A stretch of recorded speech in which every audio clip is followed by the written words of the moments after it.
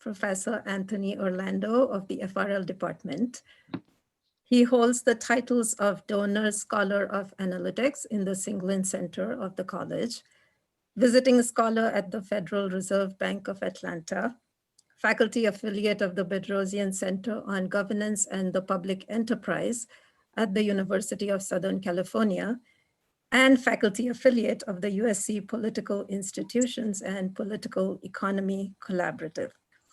He also serves as co-advisor of the Cal Poly Pomona Finance Society. Professor Orlando is a prolific researcher. His latest work in public policy, Locked Out, Unemployment and Homelessness in the COVID Economy, was released by the Economic Roundtable and covered in the LA Times. Today's presentation is based on Professor Orlando's upcoming book, Keeping Races in Their Places, The Dividing Lines That Shaped the American City. Please join me in welcoming Professor Orlando. Thank you. Thanks for that nice introduction. I appreciate that. I'm not sure I look as young as that photo. That photo was taken a few years ago, but Allegra, I appreciate you using it. This is what I look like now. Well, thank you all for coming, and thank you to Allegra and Araxi and Dr. Kumar for helping to organize this. I appreciate the opportunity. I'm really in the final weeks of finishing up this book manuscript, so it's a fun time to share some of it with you. Obviously, you can't go through a whole book in an hour, and I wouldn't dare try. What I'm going to do today is I'm going to tell you basically the story up to about 1970. And the reason I'm picking that is because in this book, I'm focusing on something called redlining.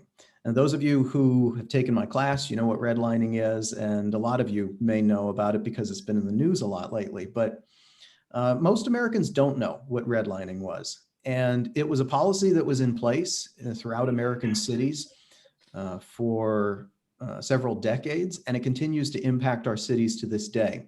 So I think it's an important piece of American history that really hasn't been told start to finish. And it's an exciting time to be writing about it because there happens to be a lot of new research coming out right now. You would think that a policy that was instituted in the 1930s, we would know everything about it by now. But the truth is that it's taken decades to figure out how to come up with the right statistical techniques to actually measure the effects of redlining and to show that they continue to matter to this day. Redlining was technically outlawed in 1968. So what I'm going to do is I'm going to tell you the story of what led to it, what it is and how it happened, and how it affected the country during the years that it was in practice, which was essentially from 1937 up to 1968. And then I'm going to stop the story there because if you want to know how it affects us to this day, you're going to have to buy the book. The book is, we're hoping to get it out around Thanksgiving or so. I'll be finishing the manuscript in the next few weeks, but the publication process takes a few months. So I will try to let everybody at REA and the Singelyn Center know when it's out, and I'm happy to sign copies for anybody who wants it. With that being said, let me dive right into the presentation. I'm going to show you a number of the graphs and maps that I've created for the book. You should know that when professors write books, they tend to be pretty boring. That probably doesn't surprise you. You've read textbooks, or you've tried to read textbooks. I'm willing to bet you don't read all the way through most of them. I'm trying to avoid that problem here. I'm trying to make the story accessible to anybody. There's a lot of math that backs up the stuff I'm going to talk about today, but I'm not going to show you any of the equations. I'm just going to show you the visuals. So most of the visuals that you see are things that have been created for the book. And there are a couple visuals that I'll show you from other people's work, just so you can kind of see some of the other work that I'm referencing in the book. So let me share my screen here and we'll get underway. So this is the title, Keeping Races in Their Places. And it's an interesting challenge to talk about a policy like redlining because it is a lot about racial discrimination, but it's not only about racial discrimination. This is a policy that is about space. It was a system of mortgage discrimination that said that certain neighborhoods could get mortgages and certain neighborhoods could not. Now, the neighborhoods that could not were predominantly African American and foreign-born Americans, foreign immigrants. And so partly the policy was designed to be a form of racial and ethnic discrimination. But because it encapsulated the entire neighborhood, anybody who was living there was affected. And so one of the things I'll be wrestling with throughout this story is how much of this was a policy that was directed towards specific people and how much of it was directed towards a neighborhood regardless of who lived there. And I think one of the things you're going to start to see is that a lot of the ways that our cities were shaped over the decades were shaped by a policy like this. Now, the other challenge I'm going to have is that there are a lot of other policies that were happening at the same time. This is not the only policy that existed to segregate people. But for me, it's the most interesting policy personally, given my research, because it is at the intersection of urban economics, which is about space and where we build things and who lives there, and financial economics, which is about how we pay for things. Right at that intersection is where real estate really lives. It's why I teach real estate, but it's also where redlining lives. This policy of redlining is a policy of mortgage discrimination. It's not about saying who can live where. It's about saying which areas can afford to get loans. And so by controlling access to credit, it effectively does control who lives where, but it's an indirect effect. And so that's kind of one of the interesting things about piecing together this narrative. I'm going to do the narrative in 5 pieces. These are some of the early chapters of the book. The first chapter is on the Great Migration. This is the episode in the very early parts of the 20th century, when Black Americans, who at that time predominantly lived in the South of the United States, started to move north to escape Jim Crow. And they flooded into the northern cities, primarily for industrial jobs. And while they were there, they changed the demographics of the cities. And by changing the demographics of the cities, they led to a reaction by the white Americans who had lived there previously. The white Americans who lived there started adopting a number of policies to try to keep the races separate. And redlining is only going to be one of those policies. And we're going to try to disentangle how much redlining mattered versus other policies. But a lot of it was driven by this influx of Black Americans. That's why it happened at that time. That's why racism really flared up at that moment. So we'll talk about that. As they're flooding in, this is the time when the housing markets of America, of large cities, is really developing. And I'm going to argue that it was one of the driving forces of the Roaring '20s. You know, when we talk about the booming economy of the early 20th century that led to the Great Depression, we talk about the stock market, we talk about a lot of things.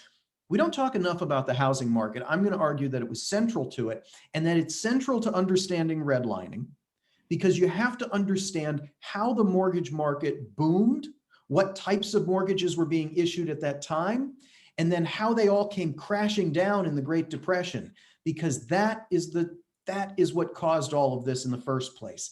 It was the need to design a new system of mortgages coming out of the Great Depression to prevent a depression from ever happening again. That was the impetus that drove the federal government to create the Homeowners Loan Corporation and the City Survey Program, which is where redlining was created. In the process of trying to save the housing market, they decided to save some people more than others.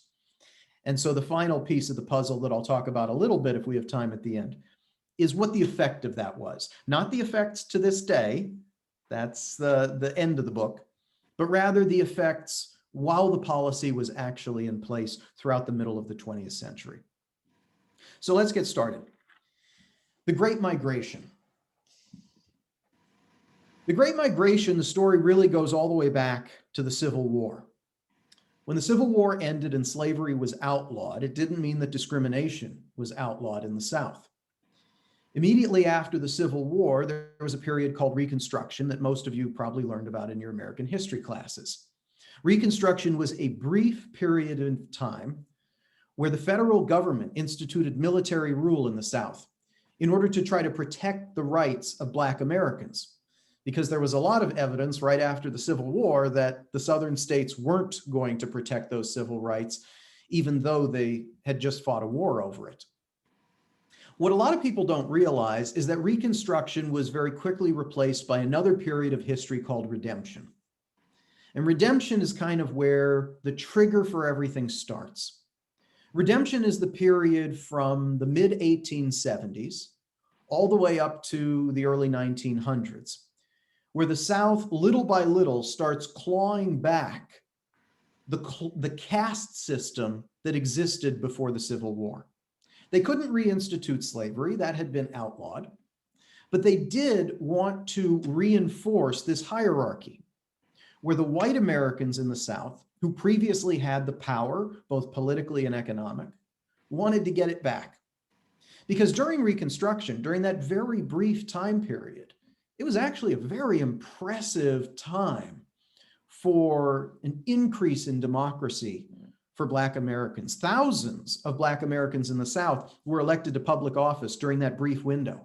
The moment they were allowed to participate in democracy, they took advantage of it. They took advantage of it in amazing ways. They elected the first Black US senator, something that we wouldn't see again for another 90 years after that. So when Redemption comes around, it's partly driven by the Ku Klux Klan.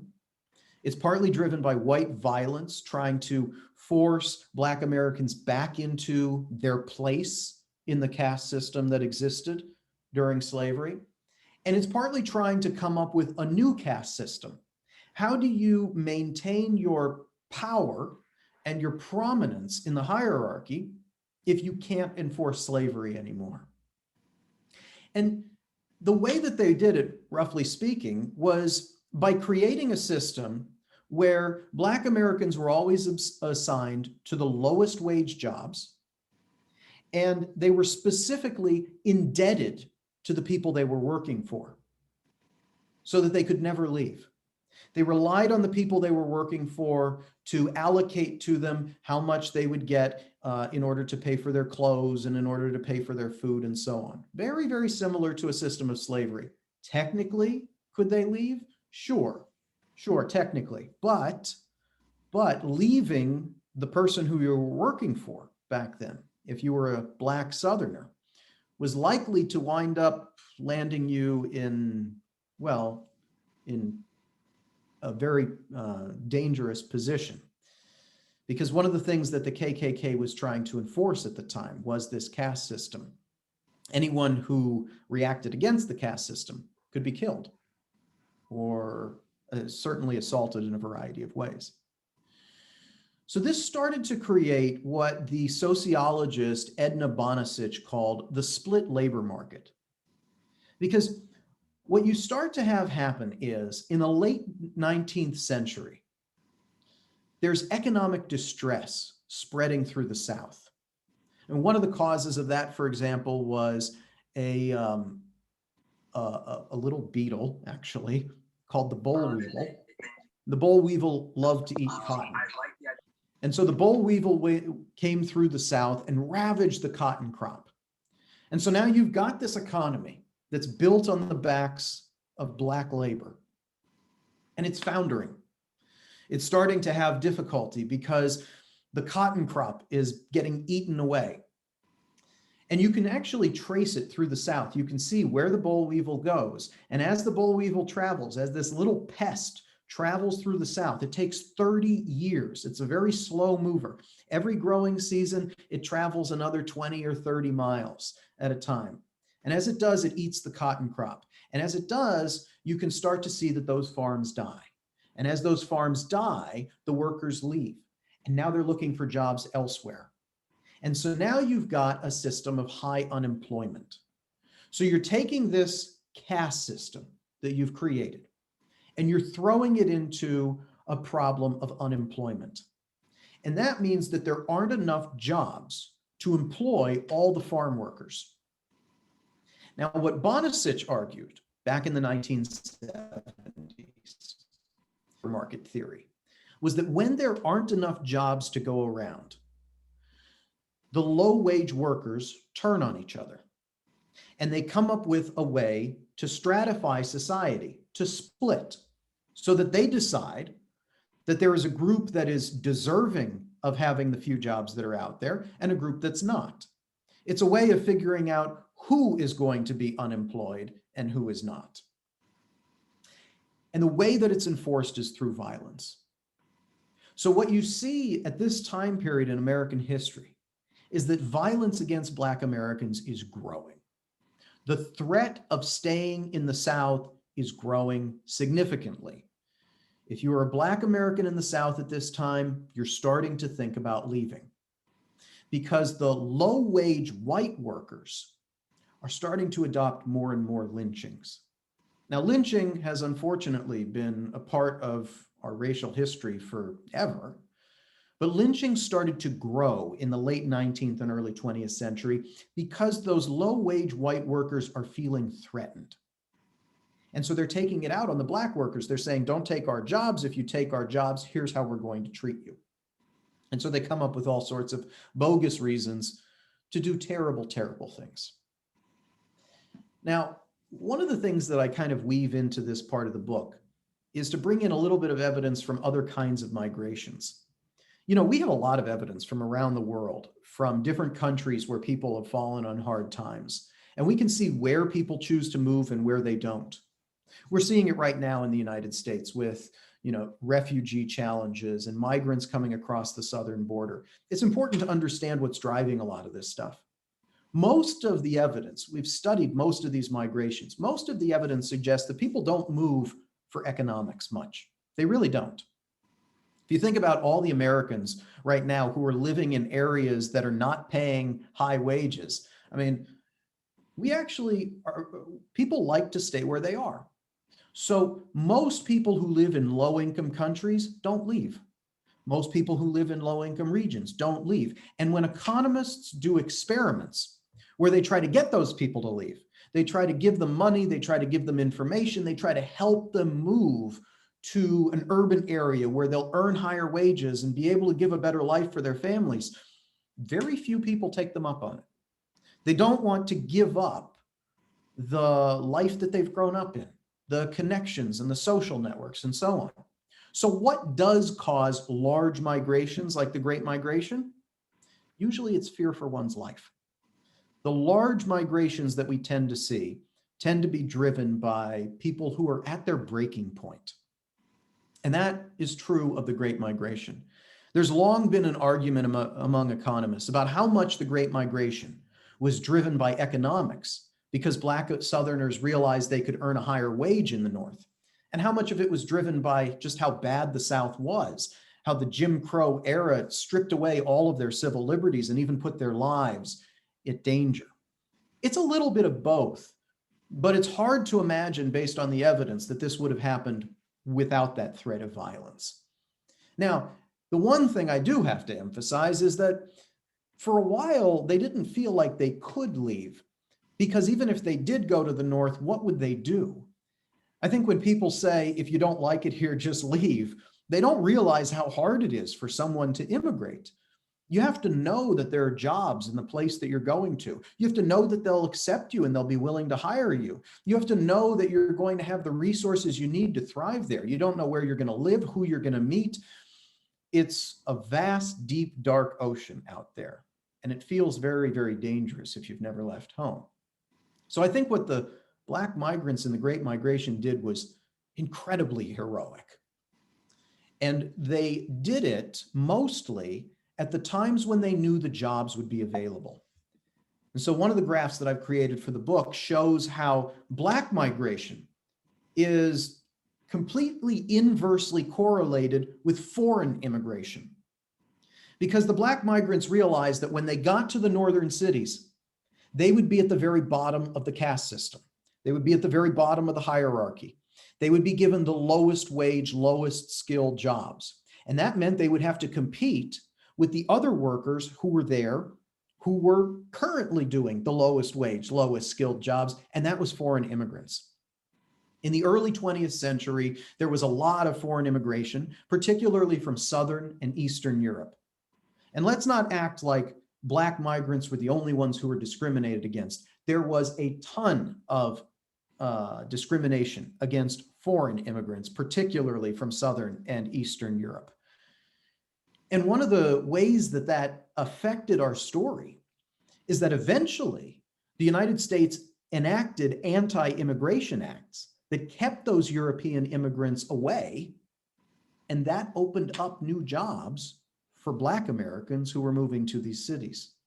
So this real upsurge that we start to see in the 1910s and teens, whatever you want to call them, is partly driven by World War I, because all of a sudden during World War I, there is a massive decline in foreign immigration because it's not safe for people to travel in Europe during World War I. They're stuck there. And partly because the factories are revving up trying to produce war material. And so Black migrants realize, hey, we can finally leave. There will be jobs waiting for us when we get there. And so we start to see this surge. But there are tremendous obstacles to doing this. And some of these obstacles are the fact that white Americans don't want Black Americans to move into their neighborhoods at this time. And so they're going to move to the northern cities, but they're going to be confined to very specific areas.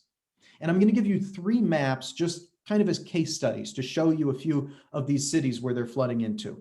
Probably the most famous Black neighborhood in America at the time was the South Side of Chicago. And while this may not look like super South to you, if you do know Chicago's geography, you know that this area up here is the downtown area. This right here is called the Loop. And along the eastern side here is where the lake is. So this is all lakefront property. And so the downtown area is here, and this is the South Side, right? University of Chicago is over here. The new Obama Presidential Library is going to go over here. But this is the historically Black area right here. And you can see how concentrated they were. And why were they concentrated there? It's important to understand. If you were a Black migrant and you were on the train and you were coming up to Chicago at this time period, you would have gotten off at the train station right around here. Right on the southeastern edge of the downtown area was the major train stop for people coming in from out of town. You would have gotten out and you would have turned around and gone south, and within a couple of blocks, you would have been in the Black neighborhood. You would have also been in a neighborhood that is heavily foreign immigrants as well. And the reason at this time is mostly economics. So in a moment, I'm going to tell you about a bunch of policies that people were instituting in order to intentionally segregate the races. That's not the biggest driver at this point in 1930 when I'm showing you these data. At this point, it's the fact that the train lines ran along here, right? The train lines ran all up here, and the train line was a terrible area to live next to. First of all, the trains themselves were loud and they billowed a ton of coal smoke. If you had enough money, you wanted to move far away from those rail lines. But on top of that, those are the areas where the factories were located, because the factories also needed to be located next to the train lines in order to transport the goods that they're producing. And nobody wants to live next to a factory. It's dirty, it's full of pollution, it's loud. So the only people who wind up living in this area are the people with the least amount of money, the people who can't afford to go anywhere else. They get stuck there. And so at the time, it's the newest migrants to the city, the Black migrants and the foreign immigrants. So the origins of this neighborhood are mostly economic. But what's about to happen in our story is that even as Black migrants start to accumulate more income and have the ability to move elsewhere, there are going to be policies instituted to keep them in this neighborhood.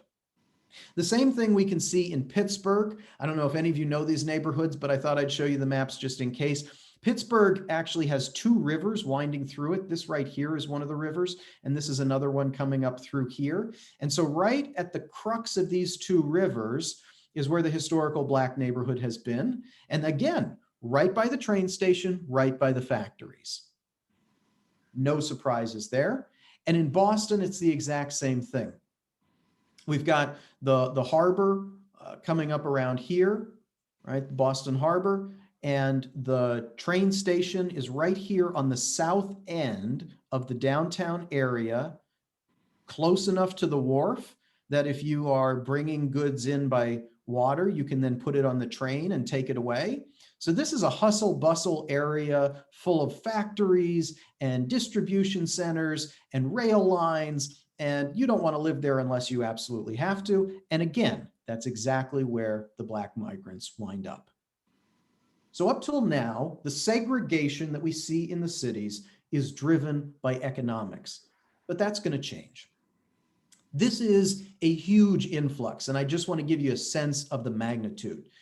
You're looking at a big drop. I mean, this is per decade. So you're talking about in the 1940s, over 12% of the Southern Black population leaves in just that one decade alone. In the 1920s, over 8% of the Southern Black population leaves. This is a huge influx. Some of them are going to the Northeast, some are going to the Midwest. They don't start to move west until the middle of the 20th century. But this is a very big reshaping of America and the demographics. Up until this point, they were almost entirely in the South.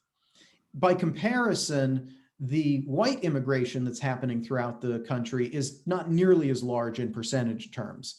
Now, there are a lot more white Americans than Black Americans in America, so the numbers might be large, the number of white Americans who are moving, but it's not like there's a big shift from one region to another in percentage terms. It's the movement of the Black Americans who are really changing the demographics of the cities and leading to some of the challenges that the cities are going to face. So now let's talk about how the housing market was being affected by some of this and was changing at this time. The Roaring 20s, first of all, were driven by urbanization. So the first factor that you have during the Roaring 20s is that people are moving from the rural areas into the urban areas. That's partly Black Americans in the Great Migration, but it's all Americans are moving from the rural to the urban areas, and it's happening in every single region at this time period. The percent of the population in urban areas is increasing, even in the South, which has historically been an agricultural area. By the time we get to 1940, we have reached the point where over half of Americans are living in the cities. It is now an urban country. And as you've got all these people flooding into the cities, well, you've got an opportunity to create real estate, don't you? Everybody has to live somewhere. And that's going to be one of the driving factors. The other driving factor that I think is important to point out for the Roaring 20s is the automobile. The automobile was really only invented, an affordable model was invented less than 2 decades earlier. And it's only really starting to spread across the country to middle-class America by the early 1920s. But when it does, man, oh man, does it change the cities. Because think about what a car does for you. Previously, the way you had to design your cities was in order for people to get from home to work and back to home again every single day, you either had to have them living within walking distance of their jobs or along a train line. Well, you can't have train lines going everywhere. So anywhere that's not a train line is basically undeveloped at this point. As soon as you start building cars that are affordable, that most people can access, you start to open up huge tracts of land that people can move to. And the moment you open up huge amounts of anything, you're going to have an economic boom.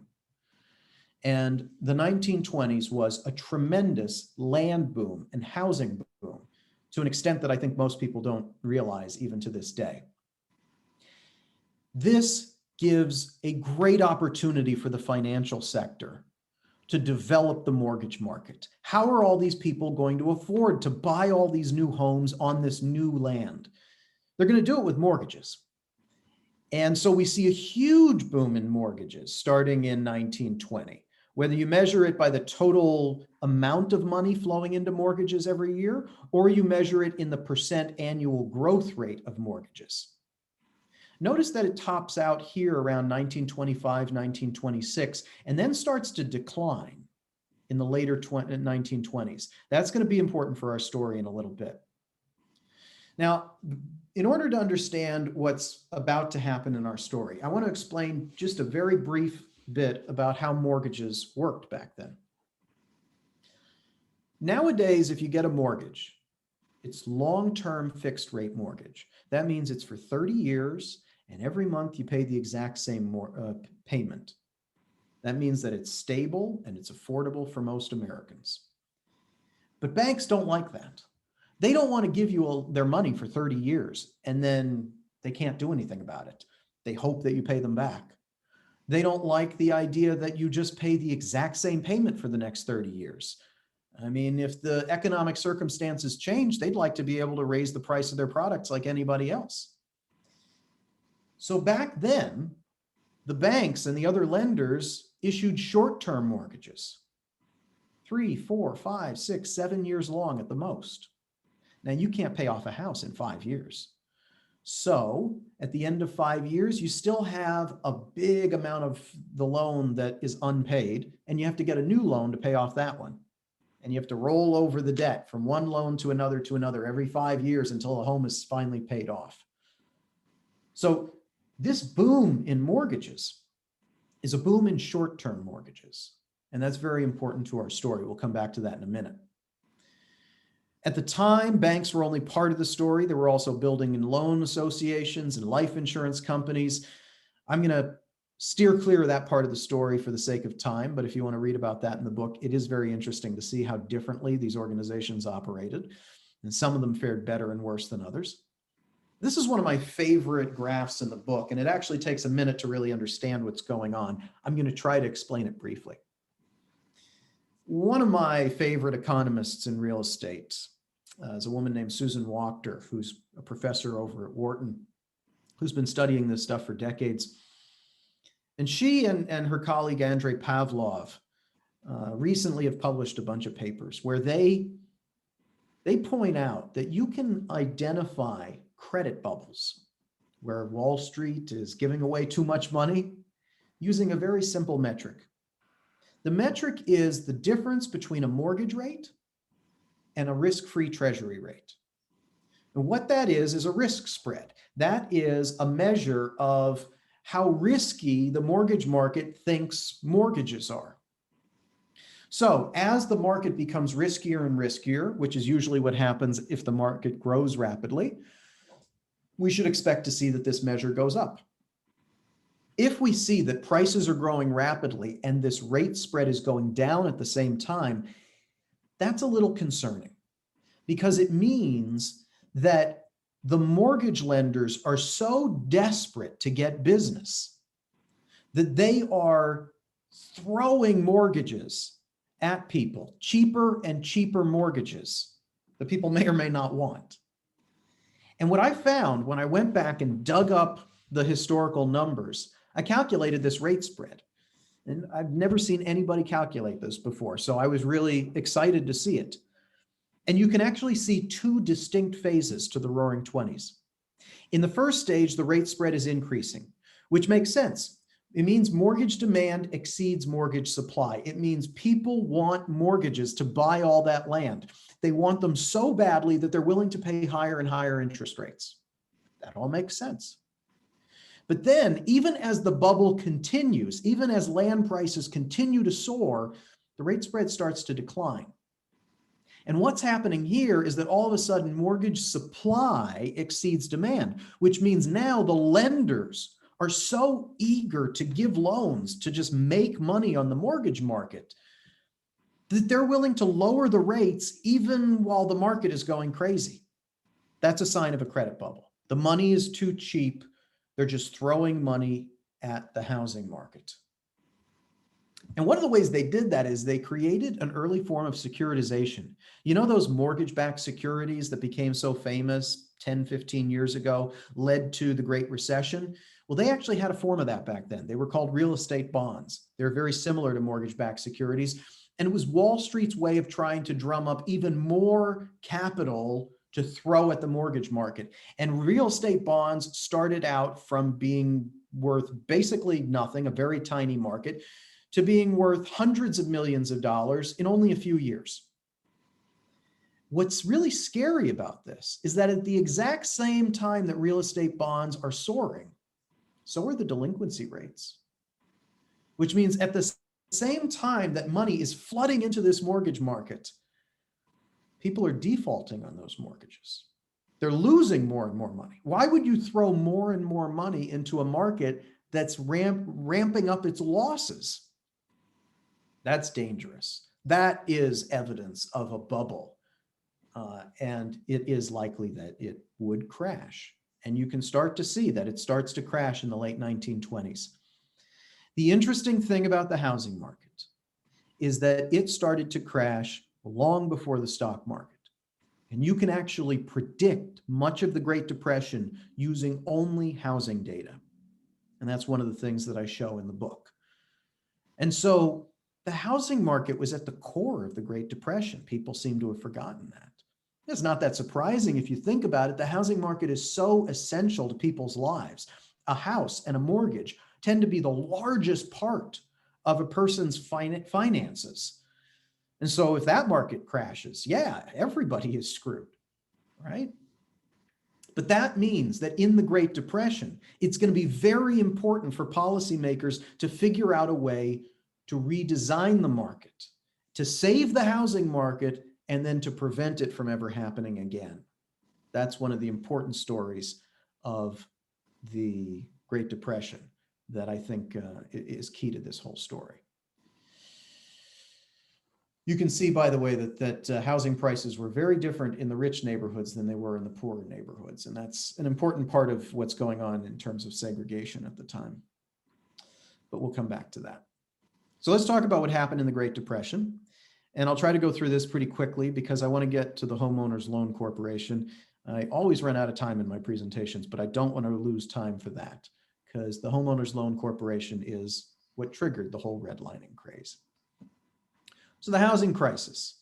The housing crisis, in my opinion, is what triggered the financial crisis, and it's not that surprising. If you had that big of a bubble, eventually it starts to stall, and that's when people look around and realize they shouldn't have been buying things that were that expensive to begin with. And I like both of these quotes because they kind of highlight that.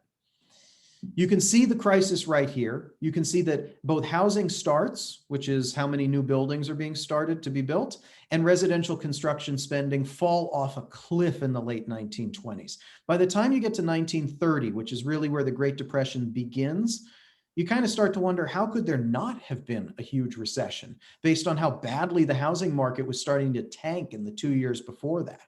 That's why it's so easy to use the housing market to predict all of this.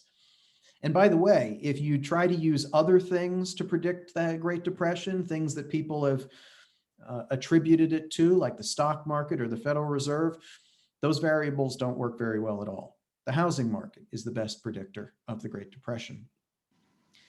And you can see that the real bubble was in the high-end neighborhoods. Why? Well, here's part of our story. These low-end neighborhoods, what are primarily the poor neighborhoods? Well, it's a lot of the neighborhoods that we looked at earlier. The neighborhoods that are predominantly Black, predominantly foreign-born, foreign immigrants, those areas, housing prices were not booming during the Roaring 20s. Why? Well, first of all, as I said, the Roaring 20s was largely built on automobiles. And those people are in inner cities where they can't afford automobiles. They're not using automobiles. It's not opening up new land. So that's not doing anything for them.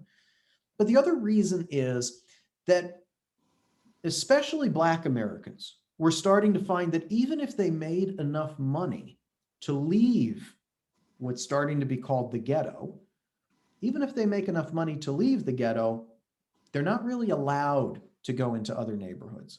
The white Americans who live in the more expensive neighborhoods don't want them there. And so they start to identify policies that they can put in place to keep the races segregated. First, they start with what's called zoning, which is the city will draw up regulations where they draw a map of the city and they say, okay, here's where we'll build single family homes, here's where we'll build apartment buildings and so on.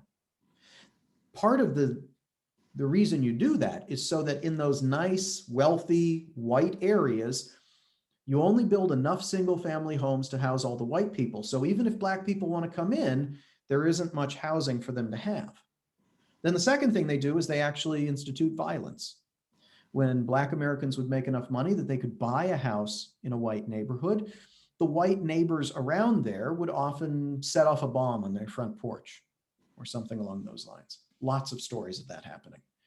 And then the third thing they would do is something called restrictive covenants, which is where a neighborhood association would actually put it in the deed of the house that it says, you can't sell this house to a black family. And a lot of the neighborhoods throughout these cities had restrictive covenants at the time. Restrictive covenants help us to understand why there was segregation up to the late 1940s. But in 1948, the Supreme Court outlawed restrictive covenants. They were unenforceable. You couldn't get a judge to enforce them. And so any of the segregation that is growing after 1948, we have to blame on another policy. And I'm going to suggest that redlining is one of those policies. Very briefly, you can see that the mortgage market tanked in the same way that the housing market tanked. And because the mortgage market tanked, banks lost a ton of money. And if banks lose enough money, they start to go bankrupt. And if banks start to fail, the entire economic system starts to collapse, because lending is really one of the driving forces of keeping the economy moving forward. And so you can see that bank profits and asset growth become significantly negative in the early 1930s. And I have a whole section of the book that talks about those banking crises and how it affected white banks differently than black banks and so on. Not going to get into any of that today, but if that is something that interests you, you'll probably like that chapter of the book.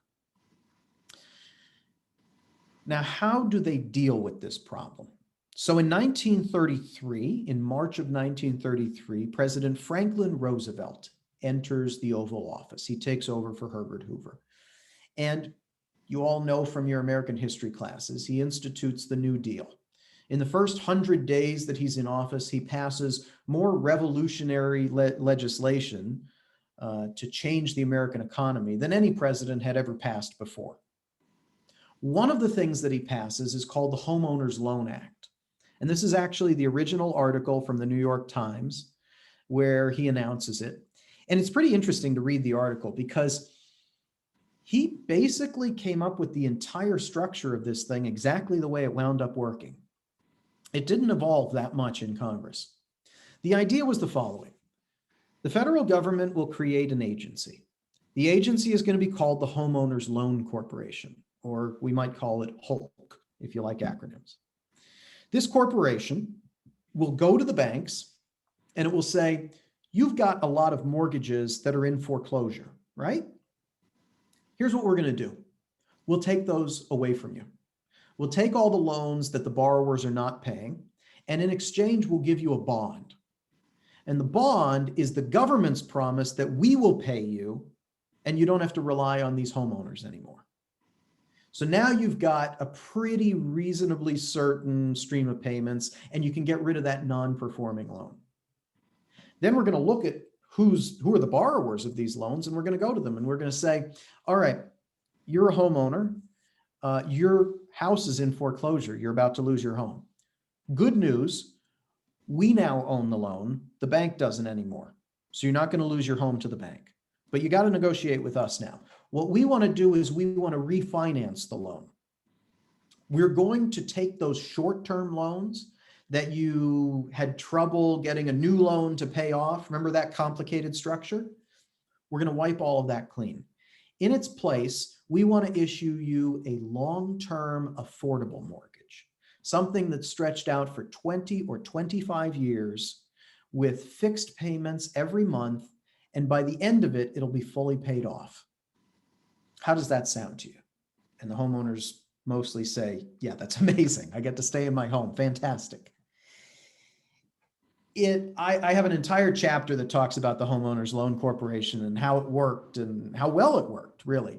And I'm not going to get into that too much today, because it's really just the beginning of that of the story, where we want to get to the end rather quickly here. But it winds up being an incredibly successful agency. It's created in 1933. It lasts until 1951 when it finally sells off the remaining loans that haven't, been finished being paid off at that point. In 1951, it goes back to the federal government and it says, all right, we're closing up shop. We've been managing the loans from the Great Depression for 18 years. And the federal government originally gave them $200 million to get the whole thing started. They say, we're going to return the entire $200 million to you plus a profit. Hard to believe, but it was that successful of an organization. And I do show some studies in the book that actually demonstrate that the Homeowners Loan Corporation really did revive the housing market. But now here's the challenge in the story. The Homeowners Loan Corporation could only refinance mortgages that were in foreclosure. So if you were a borrower and you were having trouble making your mortgage payments, but you weren't technically in foreclosure, they couldn't do anything for you. So they said, we need to figure out a way to help those people. We can't refinance their loans, we're not allowed to, but maybe we can help private lenders refinance their loans. Maybe we can help private lenders start lending again. Maybe there are other things we can do to kind of nudge the mortgage market along. And one of the things they come up with is the idea of helping to fix the appraisal process. The appraisal process is figuring out what's the value of every home and where should lenders focus their activity. It wasn't something that Congress told them to do, but it winds up being the most long-lasting effect of the Hulk. These are the areas where they refinanced the loans. It was pretty spread out throughout the country, but very concentrated in the South. You can see how many loans they issued. I'm going to jump over this stuff because I really want to get to the end of the story here. They invent the city survey program. The city survey program is where they are going to help lenders throughout the country figure out how to do lending better. And they're going to do that by helping them figure out where they should focus their lending efforts. And so if this link works, I will take you to a website where you can see exactly how this worked.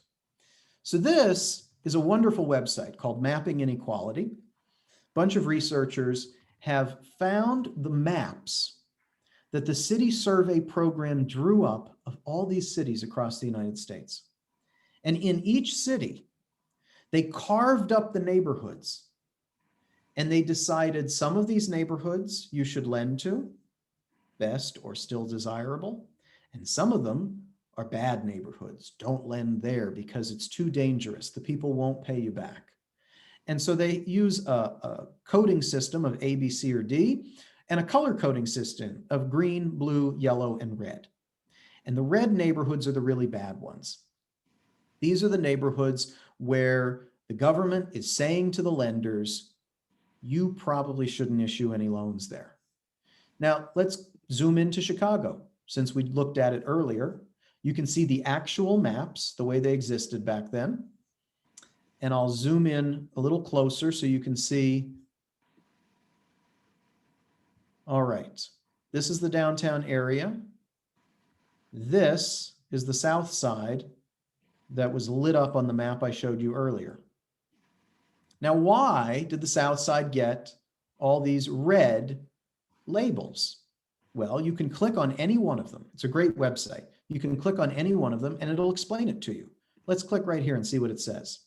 A blighted area, 100% Negro. Oh my. I would warn you before you go reading all of these to just take a deep breath. They're hard to read. This is just the beginning of it. You would click on neighborhood after neighborhood and you would read incredibly discriminatory things. They're telling lenders, stay away from this area because Black people live there. And that is really the negative effect of redlining that lasts with us to this day. Now, I won't have time today to be able to show you exactly how all of this happened and how it all managed to continue to affect us for decades and decades. But one of the things you'll find if you read the book is that I trace the story from this point up to the present day and show how these decisions right here, these very discriminatory decisions to deny loans to these areas, had significant impacts throughout the rest of the 20th century. And that these neighborhoods developed in a completely different way than these neighborhoods developed. And part of that is because of other policies that existed at the time, but we have very good evidence to show that a lot of it is because of redlining itself. And I thought I would end today by reading you a little passage from the book, since this is about a book. And you can then at least know a little bit what my writing style is like if you want to buy the book or not. So this is a little passage that cobbled together from things that I've written about the effects then of this redlining. There were twin pillars, savings and loan associations and the Federal Housing Administration, that upheld the housing finance system for the next half century. Most mortgages, and therefore most home building, involved one or both of them.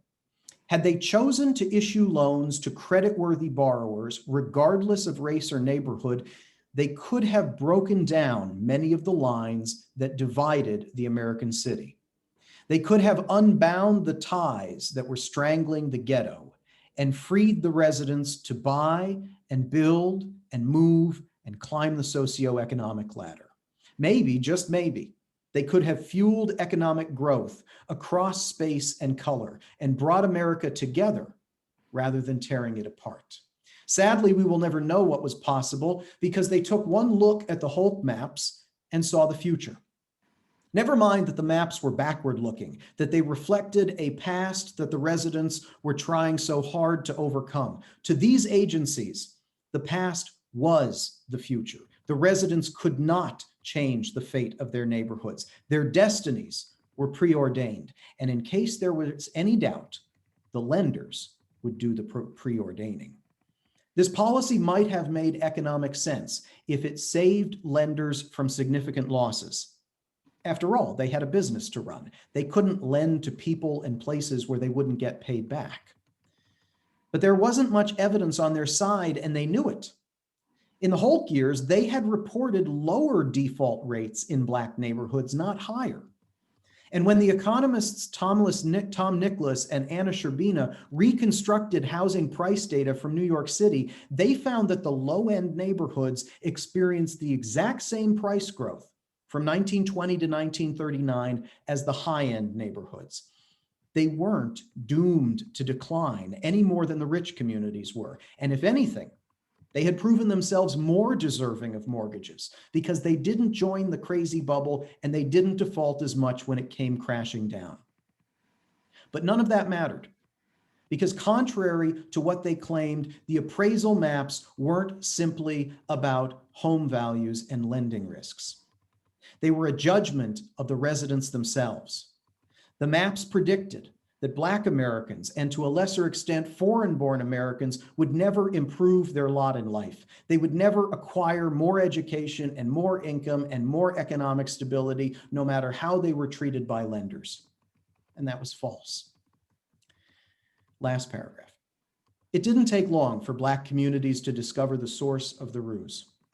They'd always been denied loans. But that was before the unprecedented strides they were making in the post-war economy. In Chicago, they finally came across one of the appraisal maps used by the local bank, and they saw the red lines drawn around their neighborhood. They dubbed the practice redlining, and the name stuck. It spoke to a feeling. It was more evocative, more perceptive than red shading or red coloring or even degraded. Rather, it was the lines that they noticed most of all. It was the way the map divided its residents, pitted American against American, separated us from them. Yes, redlining was truly apt.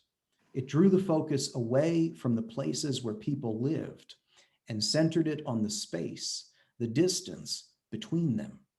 And that, more than anything, is what gives a caste system its power and its logic and it's intransigence, the artificial interstices where humanity fractures, where skin shall not touch skin. Anyway, as always, sorry for going a little over time. Thanks for having me. I hope you enjoy the book when it does come out. And if you have any questions, feel free to shoot me an email. Thank you.